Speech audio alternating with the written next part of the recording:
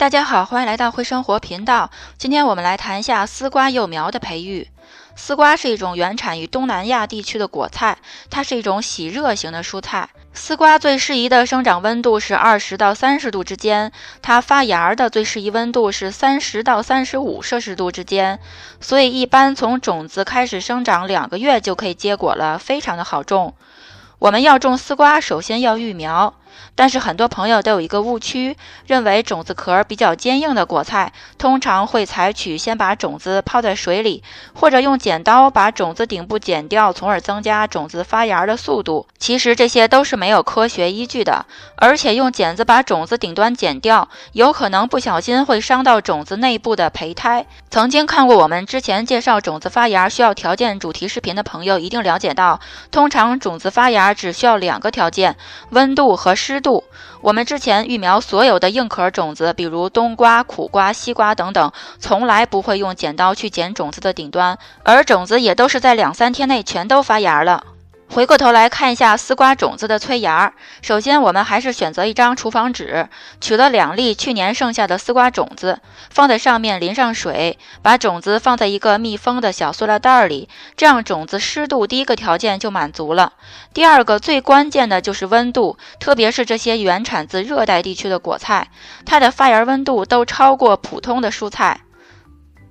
如果您育的丝瓜种子不发芽，首先想到的是温度够不够，和是不是先泡水里或者是不是需要剪去顶端没有任何关系，简单一句话就是温度不够。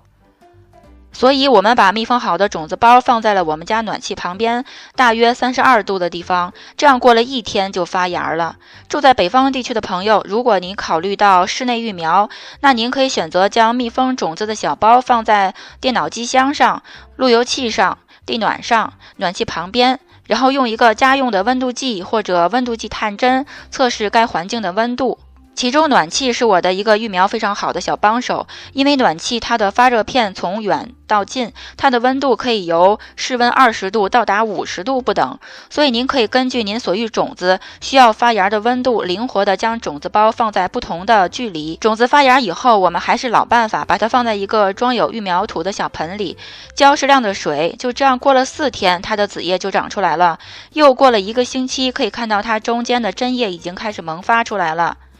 到现在大家看到的这棵幼苗是从种子催芽开始计算仅17天的样子，看目前它长出了3片针叶，而最大的1片针叶已经快和手掌一样大了。在这里特别提醒大家一点，在育苗的阶段是不需要向小苗施任何肥料的，因为使用的室内种植土 Potting Mix 已经含有了足够的微量养分。所以通常丝瓜从种子开始培育到长成3到5片较大的针叶，可以移栽到室外，总共育苗周期不会超过1个月。而移栽条件最好是室外温度稳定在15摄氏度左右。所以各位种菜的朋友，您一定要按照您当地的气候，合理的安排好育苗的时间，在移栽前的1个月开始育苗就可以了。好了，今天的视频就分享到这里，感谢您的观看，咱们下期再见。